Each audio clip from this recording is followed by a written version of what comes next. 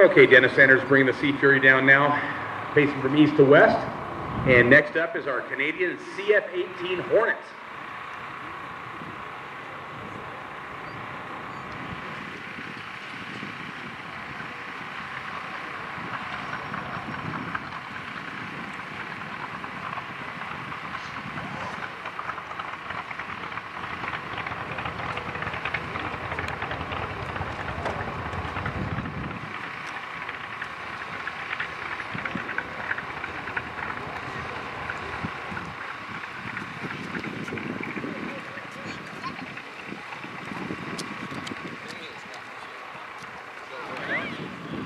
Gates open at 8, flying starts around 11. If you want to bring 10 friends, I think they'll dig what they saw. If you dig what you saw today, they'll like it too. So anyway, yeah, here's Dennis Sanders now taxiing that Sea Fury with that. Take off to the west now in tandem.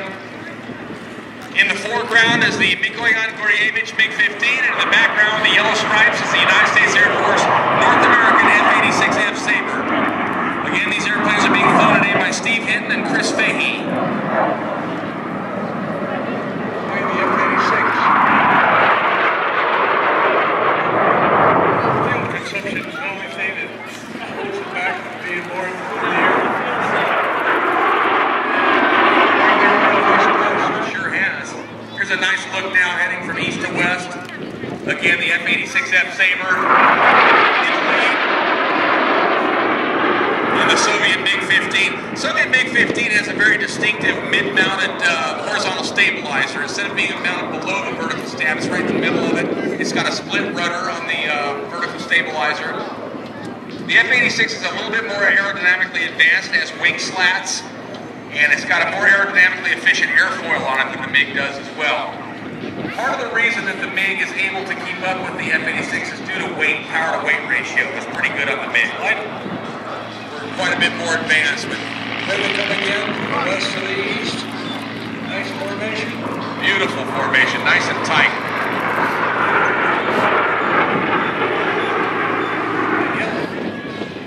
You don't see them in any combat at all for the LRAD.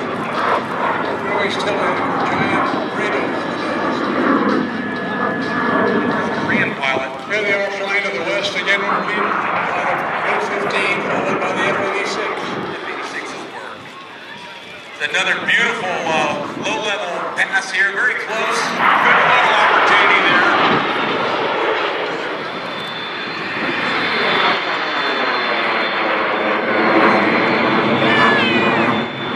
We're also used by a variety of air forces of three nations.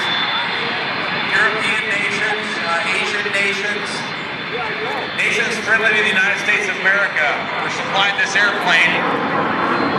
It served as an outstanding training aircraft on the Constellation airliner.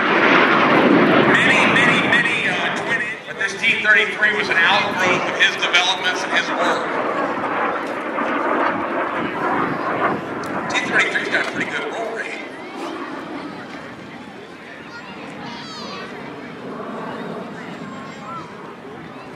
And again, showing to great effect the wingtip mounted fuel tanks for the extra range on these airplanes. You know, the early jets had a high fuel consumption, and they needed as much as they could for range.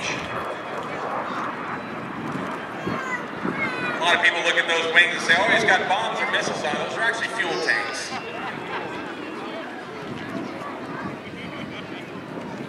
They fitted fuel tanks like that to the straight wing F-84s too. Another Korean War era airplane. This is the infancy of the jet age, people. This is the first 10 years of the jet age right here. A low level pass and then a pull up and a beautiful barrel roll. That's Greg Colyer with Acemaker Airshow for the T-33.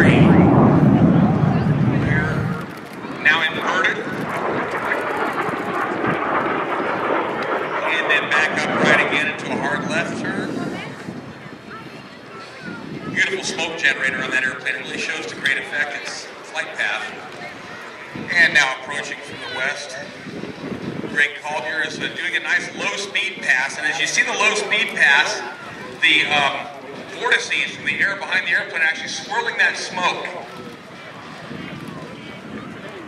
You'll also get to see that Sanders Aeronautics Seafury in a bit. He's got the gear down. It's a nice low-level 30 pins there. Okay, now where are you at?